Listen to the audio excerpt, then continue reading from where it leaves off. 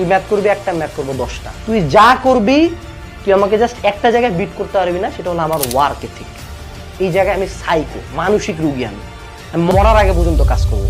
এই মেন্টালিটি নিয়ে যদি আগাও, লাইফে কোনো জায়গায় আটকাবা না, সর করে পার হবা। আর যার মাথার মধ্যে এই আফসোসটা থাকে, আল্লাহ আমার ভাগ্য কেন ভালো না, আমার ব্রেন কেন ভালো না, আমার লাইফে কেন এত প্রবলেম, এগুলোতে তোমার কোনো কন্ট্রোল নেই। You only have the control over your work ethic, over your dedication, over your focus. জীবনে একটা ভালো স্টুডেন্টের কাছ থেকে, তোর যে ক্লাসের টপার না, ওর কাছে যা পা ধরে ভিক্ষা চাইবে, মামা তুই বল তুই কেমনে পড়েছিস, জীবনে বলবে না। বরঞ্চ যেগুলো তোর ক্ষতি করবো ওগুলা বলবে। কোনো ভালো স্টুডেন্ট, কোনো সফল মানুষ চায় না আরেকজন সফল হোক। সোজা বাংলা কথা বলি, এই দেশ 17 কোটি না, এখন 20 কোটি হয়ে গেছে, ঠিক আছে? 20 কোটির দেশ, এখানে 1% মানুষ সফল। এখানে মনে করো বেকার, লাখ লাখ শিক্ষিত বেকার, গ্র্যাজুয়েট MBA BBA ধারী বেকার, বেকার একদম ফাঁস বেকার, 1 টাকা কামাই নেই। এই জায়গায় কেউ চায় না যে তুমি সফল হও।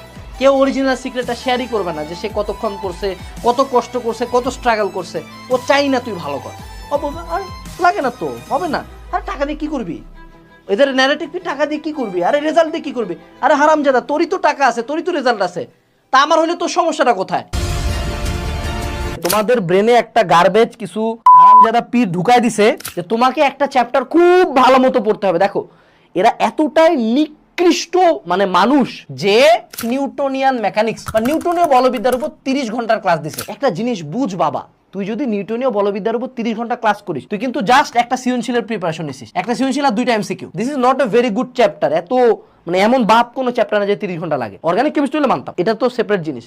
তো তুই যখন এই যে তোদের মাথায় ঢুকাইছে যে একটা চ্যাপ্টারের পুঙ্খানুপুঙ্খ, line by line, word by word, প্রত্যেক প্রতিপাদন, প্রত্যেক ম্যাথ বুঝতে হবে, তখনই মারা, তখনই সিলেবাস শেষ হবে না। কারণ তুমি বুঝো, আমি নিজে তো আমি বোর্ড টপার। আমি যখন প্রথমবার জীবনে ভেক্টর বুঝছিলাম, আমি নদী নৌকার একটা ম্যাথও পারতাম না, তারপরে পারি নাই। তোমার ব্রেন কখনো একবারে সব ইনফরমেশন একদিনে হবে না। যে গোটা পৃথিবীর সবচেয়ে ভালো সাইক্লিস্ট, সেও প্রথম দিনে সবচেয়ে ভালো সাইকেল চালায়নি, বছরের পর বছর চালায় ওই জায়গায় গেছে।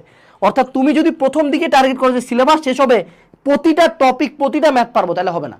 প্রথমে কেতাব স্যারের সাথে উদাহরণের ম্যাথ করছি, তারপর না অনুশীলনের ম্যাথগুলো করা সাহস হবে। তুমি যদি শুরুতেই টার্গেট করো উদাহরণ অনুশীলনী মিলায় 300 ম্যাথ আমি করবো, একটা ম্যাথও পারবা না। তোমার ব্রেন আগেই টায়ার্ড, ওরে বাবারে ভাই এত দূর, ঠিক আছে? তো এই জায়গায় 100%-এর দিকে যাওয়ার দরকার নেই। একটা চ্যাপ্টার যদি 60-70ও বুঝছো, 60-70% পারো, ডান, আসসালামু আলাইকুম, ধন্যবাদ, ডান, ওই চ্যাপ্টার ডান। প্রথমে আগে শেষ করো, তারপর আমরা সেকেন্ড টাইম থার্ড টাইম যখন বই শেষ করবো, তখন দেখবা টাক টাক করে জিনিসপাতি মিলতেছে।